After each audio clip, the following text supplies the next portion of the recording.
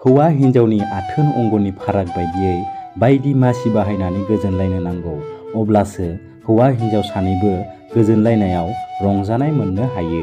लोगोफोर, सरासनस्रा आथोन गोरोबनाय समाव हिन्जावा साथिं मोखां जाना उन्दुनानै आथिं फारनैखौ गुवार खालामना होयो आरो फेन्दा मोननैखौबो फुवारो।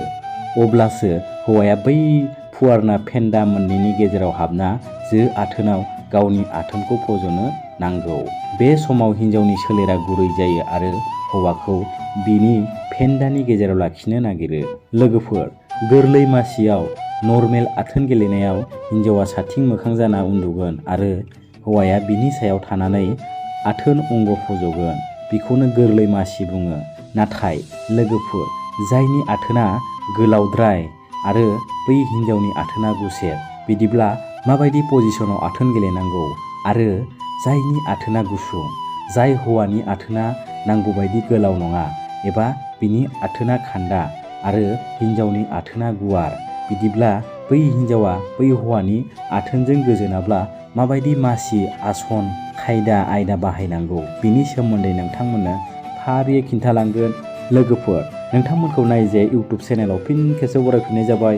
लोगोफोर, दिनै आं नोंथांमोननो खिन्थागोन आथोन गोलाव हौवाया बै आथोन गुसेब फिसा हिन्जाव एबा गाहाय हिन्जाव, माने मोदोम फिसा हिन्जावजों माबायदि आथोन गेलेनांगौ एबा गोरलै आथोनजों माबायदि आथोन गेलेनांगौ बिनि सोमोन्दै नोंथांमोननो फारियै खिन्थागोन।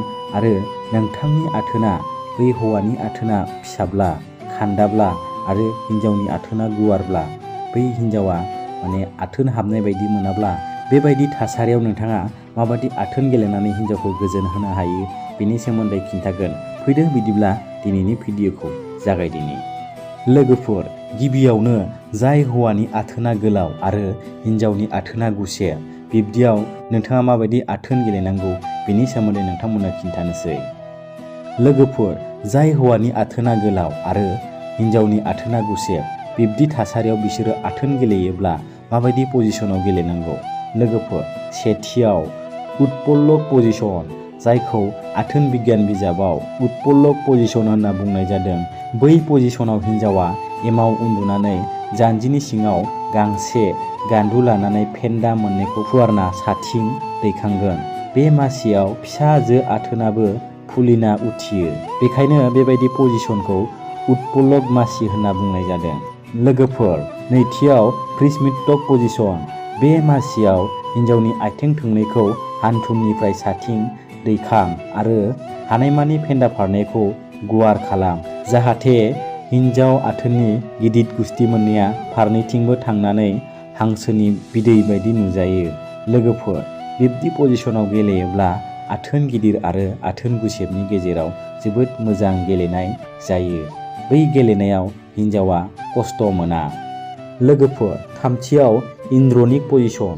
बे पजिशनाव हौवानि आथिं थोंनैखौ हान्थुनिफ्राय गुवारसिन खेंख्रा खालामना फेन्दा मोननैखौ लोगो लागाय आरो बै खेंख्रा खालामनाय अंगखौ आखाइ गुदिसिम बोना लाबोनानै एमनि सायाव लाखि।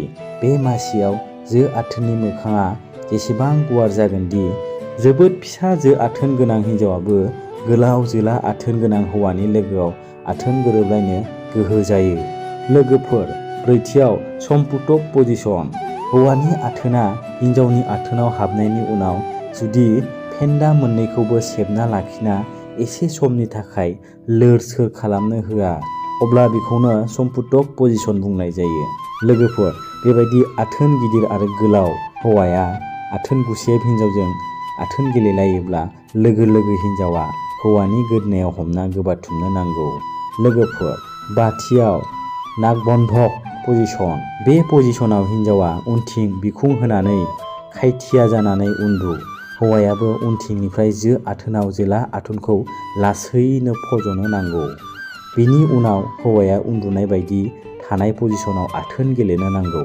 लोगोफोर, दानिया फैदो जाय हौवाया आथोना गुसुं आरो हिन्जावनि आथोना गुवार, बै आथोन हाबनाय लोगो लोगो हिन्जावा थर मोनाब्ला बिसोरो माबायदि पजिशनाव आथोन गेलेनानै गोजोननाय लानो हायो। लोगोफोर, नोंथांनि आथोना जुदि फिसाब्ला आरो हिन्जावनि आथोना गुवारब्ला नोंथाङा बेफोरबायदि पजिशनाव आथोन गेलेयोब्ला नोंथाङा गोजोननाय लानो हागोन। लोगोफोर, दानिया सेथियाव पिरिटक पजिशन। बे पजिशनाव हिन्जावनि आथोनाव हौवानि आथोना हाबनायनि उनाव हिन्जावा गावनि फेन्दा मोननैखौ थनथ्र'ना लानानै हौवानि आथोनखौ सेबना हमगोन। अब्ला हौवायाबो जाहाथे जो आथोननिफ्राय जोला आथोना ओंखारबोनो हाया बेनि थाखाय सेथाबना लाखिबाय थागोन। जोबोद फैलाव जो आथोननि लोगोआव जुदि फिसा महरनि जोला आथोन गोरोबलायोब्ला अब्ला बे आसनखौ बेबायदि पजिशनखौ बाहायनो नांगौ। लोगोफोर, दानिया नैथियाव बारबक पजिशन। बे पजिशनाव हिन्जावा एमनि सायाव साथिं मोखां जानानै उन्दुगोन। आथिं फारनैखौ गावनि बिखानि गेजेरसिम हाजासे थनथ्र'ना लाबो। बिनि उनाव हौवाया जोला आथोनखौ जो आथोनाव फज'नानै आथोन गेलेनो नांगौ। लोगोफोर, दानिया थामथियाव फगनक पजिशन। बे पजिशनाव हिन्जावा एमनि सायाव साथिं मोखां जानानै आथिं फारनैखौ थनथ्र'ना ला। बिनि उनाव फेन्दा फारनैखौ गोबारै सेबना लाखिना आथिं फारनैखौ साथिं दैखांनानै ला। जोबोद फैलाव एबा गुवार जो आथोन गोनां हिन्जावनि थाखाय बे मासिया एंगारथावै। बिब्दि नोंथांनि आथोना फिसाब्ला बै हिन्जावनि गुवार जो आथोनाव बिब्दि पजिशनाव आथोन गेलेयोब्ला नोंथांनि आथोन गेलेनायाव एसेब्लाबो गोजोननाय मोनगोन। लोगोफोर, दानिया ब्रैथियाव बेनु बिदारक पजिशन। बे पजिशनाव हिन्जावा साथिं मोखां जाना फारसे आथिंखौ हौवानि फाफ्लि सायाव आरो गुबुन थोंसेखौ एम सायाव गुवार खालाम।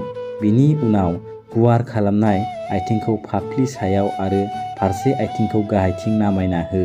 बेबायदि गले गले दैखांलाय नामायलाय खालामबाय थाब्लानो बै पजिशनानो जाहैबाय बेनु बेदारक पजिशन। लोगोफोर, दानिया बाथियाव पर्बतक पजिशन।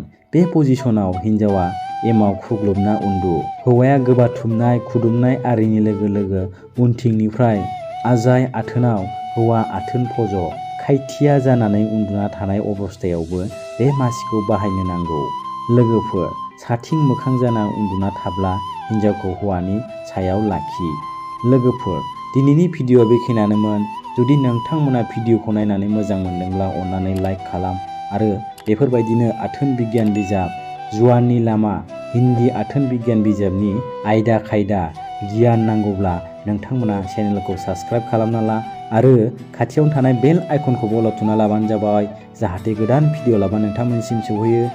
लोगोफोर, नोंथांमोननिसिम थाबैनो मोनसे रमान्टिक स्ट'रि लाना फैगासिनो, नोंथांमोना नेनानै थादो। लोगोफोर, दिनैनि भिडिअखौ बेखिनियावनो दोनथ'नाय जाबाय आरो नेक्स्ट गुबुन मोनसे गोदान भिडिअ लाना फिन लोगो मोनफिनगोन। बाय बाय।